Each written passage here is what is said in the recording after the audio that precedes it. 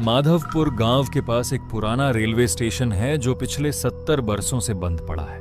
गांव के बुजुर्ग बताते हैं कि पिछले 70 सालों से हर अमावस्या की रात को ठीक रात 9 बजे उस बंद स्टेशन की तरफ से शादी के नगाड़ों की आवाज आती है और फिर एक कुंवारी कन्या हमेशा के लिए गायब हो जाती है।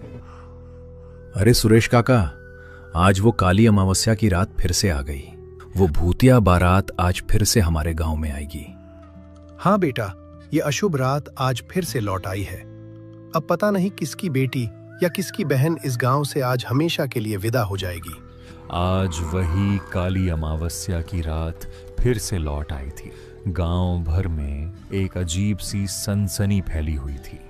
लोग डरे सहमे आपस में बातें कर रहे थे। पूरे गांव में आज एक अलग ही सन्नाटा पसरा हुआ था। चारों ओर भय का वातावरण था जो हर अमावस्या को आमतौर पर गांव में रहता है, लेकिन इस बार गांव के मंदिरों में विशेष पूजा का आयोजन किया गया था। गांव वाले मंदिरों में जाकर भगवान से प्रार्थना कर रहे थे कि इस बार उनके घर की बेटी न बचे। देखते ही देखते शाम ढल गई थी। गांव में चारों ओर अंधेरा छाने लगा था। लगभग शाम के 7 बज रहे थे। तभी हम देखते हैं कि गांव की एक चाय की दुकान पर कुछ लोग बातें कर रहे हैं। सुरेश काका, आज फिर से ठीक रात 9 बजे वो भूतिया बारात हमारे गांव में आने वाली है। मगर मुझे ये समझ नहीं आता कि कब तक ये बारात हमारे गांव से ऐसे ही कुंवारी लड़कियों को ले जाती रहेगी। क्या कोई भी इसे रोक नहीं सकता? मंगल बड़े ही गुस्से के साथ ये बात सुरेश काका से कहता है। बेटा, गांव वालों ने बहुत कोशिशें की थी उस भूतिया बारात को रोकने की, लेकिन क्या हुआ था जब उस भूतिया बारात को रोकने के लिए गांव वाले गए थे? कृपया बताइए। सुरेश काका ने गहरी सांस ली और बोले, उस रात जब गांव के 12 से 15 आदमी उस भूतिया बारात को रोकने गए थे, उनमें मेरे पिताजी भी थे। लेकिन उस रात के बाद मैंने अपने पिता और उन सभी गांव वालों को आज तक कभी नहीं देखा। गांव के लोग इस घटना से इतने डर गए कि उस दिन के बाद कभी किसी ने उस भूतिया बारात के सामने जाने की हिम्मत नहीं की, क्योंकि हम सब समझ गए थे कि अगर हम उस बारात के सामने गए तो जीवित वापस नहीं लौटेंगे। लेकिन काका, वो भूतिया बारात तो सिर्फ कुंवारी लड़कियों को ले जाती है। फिर उस दिन गांव वाले क्यों गायब हो गए? क्योंकि बेटा, गांव वालों ने उनके सामने जाने की हिम्मत की थी, और जो भी अमावस्या की रात घर के बाहर रहता है, अगर उन बारातियों की नजर उस पर पड़ जाए तो वे उसे भी साथ ले जाते हैं। इसीलिए वे उन गांव वालों को भी ले गए। लेकिन काका, क्या आपने कभी इस भूतिया बारात को देखा है? नहीं बेटा, मैंने आज तक उस भूतिया बारात को नहीं देखा। कभी हिम्मत ही नहीं हुई देखने की। सुरेश काका अपनी बात खत्म ही कर रहे थे कि वहां बैठे एक अन्य बुजुर्ग बोले, तुम सबकी बातें हो गईं, तो अब हम सबको तुरंत अपने अपने घर जाना चाहिए। रात हो गई है, 8 बज गए हैं। बुजुर्ग की बात सुनकर सभी लोग अपने अपने घरों की ओर जाने लगे। लेकिन सुरेश काका की बातों के बाद मंगल और प्रताप की जिज्ञासा काफी बढ़ गई थी। उन्हें अब कैसे भी करके उस भूतिया बारात को देखना था। देख प्रताप, हमें ये तो पता है कि वो भूतिया बारात गांव में आती है और किसी लड़की को ले जाती है, लेकिन यार, हमने कभी अपनी आंखों से नहीं देखा। हाँ यार, ये बात तो सही कही तूने, लेकिन अब कर भी क्या सकते हैं? चल, मैं भी अब अपने घर जाता हूँ। अरे, मैं ये कहना चाहता हूँ कि क्यों ना हम आज रात बाहर ही रहें और उस भूतिया बारात को अपनी आंखों से देखें।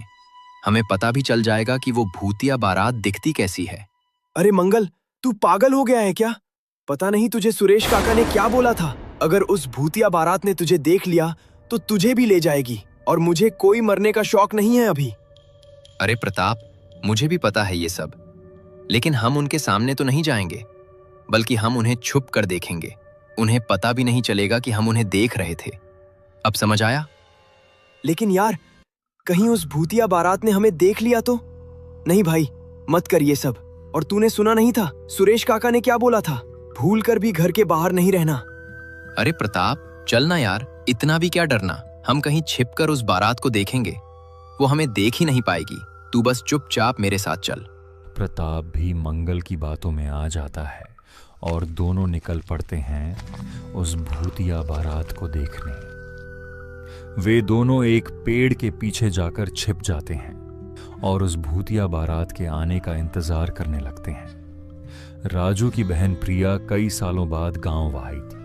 शहर में रहने के कारण वह अब इन बातों में विश्वास नहीं करती थी। क्या भैया, आप सभी गांव वाले अब भी उस भूतिया बारात के किस्सों को मानते हो?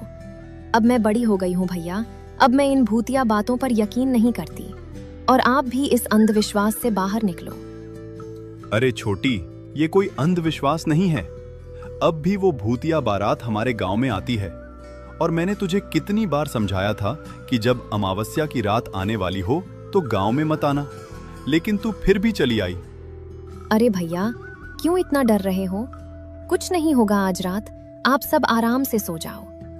प्रिया, तुम पढ़ी लिखी हो ये हमें पता है, लेकिन ये तुम्हारा शहर नहीं है, ये गांव है और यहाँ अब भी हर अमावस्या को वो भूतिया बारात जरूर आती है। रात के 9 बजने वाले थे। गांव के सभी लोग अपनी बेटियों को लेकर अपने घरों के दरवाजे बंद करके बैठे थे। 9 बज गए। वो भूतिया बारात कभी भी आ सकती है। हे ऊपर वाले, हमारी बेटी की रक्षा करना। तभी गांव में चारों तरफ एक अजीब सी शांति फैल गई। रात बहुत डरावनी हो गई थी। कुत्तों ने भौंकना बंद कर दिया था। चारों ओर काला धुआं फैल गया था। हवा मानो पूरी तरह थम सी गई थी। तभी बंद पड़े रेलवे स्टेशन की ओर से शादी के नगाड़ों की आवाज आने लगी। राधा, तूने सुना? ये वही शादी के नगाड़ों की आवाज है। वो भूतिया बारात आ गई। हे ऊपर वाले, हम सबकी रक्षा करना। उधर प्रताप और मंगल डरे सहमे उस पेड़ के नीचे खड़े थे। अरे यार, लगता है आज तू मुझे मरवा कर ही मानेगा। भाई चल घर चलें। रहने दे इस भूतिया बारात को देखना। कहीं गलती से उसने हमें देख लिया तो। अरे कुछ नहीं होगा यार, मैं हूं ना तेरे साथ। बस हम उसे देखेंगे और फिर चुपके से घर चले जाएंगे। तू बस चुपचाप यहाँ खड़ा रहे। वे दोनों बातें ही कर रहे थे कि उन्हें शादी के नगाड़ों की आवाज साफ सुनाई देने लगी। पहले ये आवाज धीरे, फिर तेज और फिर बहुत तेज हो गई। अरे मर गए रे मंगल, वो भूतिया बारात की आवाज सुनाई दे रही है।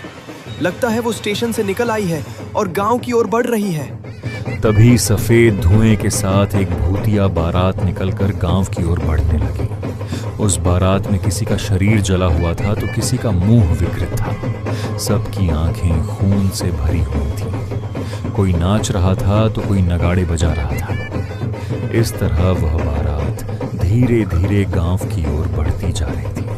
थोड़ी ही देर में वह भूतिया बारात गांव में आ गई। सभी भूतों के चेहरों पर एक भयानक हंसी थी। जब प्रताप और मंगल की नजर इस भूतिया बारात पर पड़ी तो वे डर के मारे कांपने लगे। मर गए रे मंगल, वो देख, वो भूतिया बारात गांव में आ गई। अरे बाप रे, हे ऊपर वाले, बस आज की रात बचा लो, फिर इस मंगल के साथ कभी रात में नहीं भटकूंगा। दोनों उस भूतिया बारात को देखकर वहीं जम गए। उनका शरीर भय से कांप रहा था। वह भूतिया बारात आज जाकर रुकी राजू के घर के सामने। भूतिया दूल्हे ने राजू के घर का दरवाजा तोड़कर अंदर घुस गया। तुम्हारी बहन आज मेरे साथ जाएगी। नहीं, मैं अपनी बहन को तुम्हारे साथ हरगिज नहीं भेजने वाला, चाहे मुझे अपनी जान ही क्यों न देनी पड़े। तुम्हारी बहन आज मेरे साथ जाएगी ही जाएगी। तुम में से कोई भी मुझे नहीं रोक सकता, और अगर रोकने की कोशिश की तो अपनी जान से हाथ धो बैठोगे। इसलिए मेरे सामने से हट जाओ, मैं अपनी दुल्हन को ले जाने आया हूँ। अब तुम्हारी मौत पक्की है। जब राजू और लता उसके सामने से नहीं हटे तो उस भूतिया दूल्हे ने उन दोनों को मार डाला। यह सब देखकर प्रिया जोर जोर से रोने लगी, गिड़गिड़ाने लगी, लेकिन उस भूतिया दूल्हे ने उसकी एक न सुनी। उसने प्रिया को उठाया और अपने साथ रेलवे स्टेशन की ओर ले जाने लगा। सभी भूतिया बाराती नाचते गाते हुए अपनी बारात को स्टेशन की ओर ले जाने लगे। जब यह बारात गांव से जा रही थी, प्रताप और मंगल अब भी उसी पेड़ के नीचे छिपकर यह सब देख रहे थे। थोड़ी ही देर में वह बारात रेलवे स्टेशन पर पहुंच गए। तभी स्टेशन पर इतना धुआं फैल गया कि कुछ दिखना मुश्किल हो गया। अचानक कहीं से ट्रेन के हॉर्न की आवाज आई और काले अंधेरे में से एक भूतिया ट्रेन आने लगी। यह दृश्य प्रिया के लिए बहुत भयानक था। वह ट्रेन उस बंद स्टेशन पर आकर रुक गई। उस ट्रेन के चारों ओर घना धुआं फैला हुआ था। जब धुआं धीरे धीरे कम हुआ तो दिखा कि उस भूतिया ट्रेन में बहुत सारी आत्माएं बैठी हैं, जो सब प्रिया को देख रही थीं। यह देखकर प्रिया और अधिक डर गई। तभी उस भूतिया दूल्हे ने प्रिया को खींचकर ट्रेन की ओर ले जाना शुरू किया। नहीं, मुझे जाने दो।